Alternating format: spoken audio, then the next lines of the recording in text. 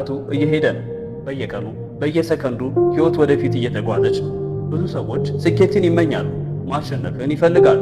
ነገር ግን ጥቂት ብቻ ናቸው ለስኬታቸው የሚሆን ዋጋ ለመክፈል ዝግጁ የሚሆኑ። ዛሬ የምነግርህ ስለ ተራ ምኞት አይደለም። ዛሬ የምነግርህ አልጋ ላይ ተኝተህ ስለምታየው ህልም አይደለም። ዛሬ የምነግርህ ሰው ሁሉ ተኝቶ ሳለ አንተ ግን ለህልምህ ብለህ ስለምታፈሰው ዛሬ የምነግርህ ጠንክሮ ስለመስራት።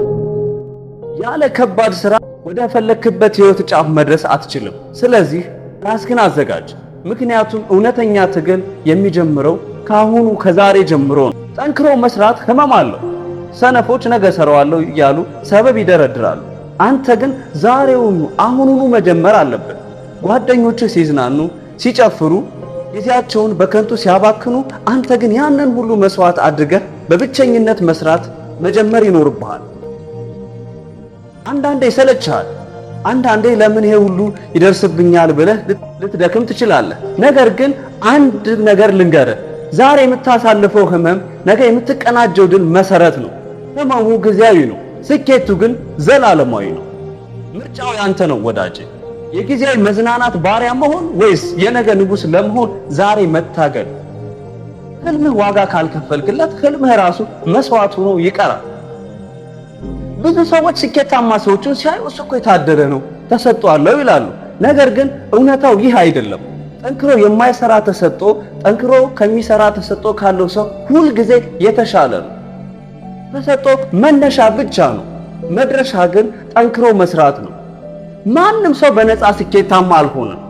ከጀርባው በሺህ የሚቆጠሩ ሰዓታት ልምምድ፣ እንቅልፍ ማጣት፣ ብቸኝነት እና ትግል አለ። ስለዚህ ሰበብ መደርደሩ ዛሬውኑ አቁም። ገንዘብ የለኝም፣ ዘመድ የለኝም፣ እድል የለኝም አትበል። ያንተ ትልቁ ካፒታል ዛሬ በእጅ ላይ ያለው ጉልበትና ጊዜ ነው። ካልሰራህበት ማንም መጥቶ ህይወትህን አይቀይርልህም። ጠንክረህ ስትሰራ ስህተቶች ይፈጠራሉ።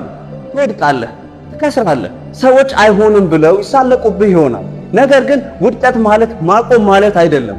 ውድቀት ማለት በበለጠ ጥበብ እና ጥንካሬ እንደገና ለመጀመር የምታገኘው ትልቅ ትምህርት ነው። ዋናው ቁም ነገር ስንት ጊዜ ወደቅክ ሳይሆን ስንት ጊዜ በቁጭትና በበለጠ ቁርጠኝነት ተነስተህ ቆምክ የሚለው ነው።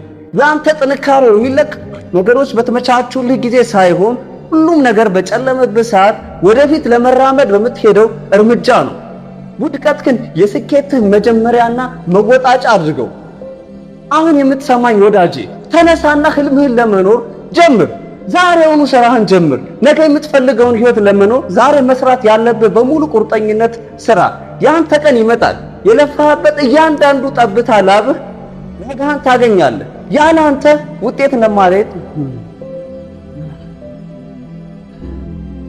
ዓለም ያንተን ውጤት ለማየት እየጠበቀች ነው። ራስህን አታሳምረው፣ ራስህን አታታል። ጠንክረህ ስራ፣ በፈጣሪህ እመን። ውጤቱን ደግሞ ለታሪክ ተው። ማሸነፍ ያንተ ብቸኛው ምርጫ መሆን አለበት። ይህ ቪዲዮ ከተመቻችሁ ላይክ እና ሰብስክራይብ በማድረግ የቻናሉ ቤተሰብ ይሁኑ። በቀጣይ ድንቅ ቪዲዮ እስክንለቅ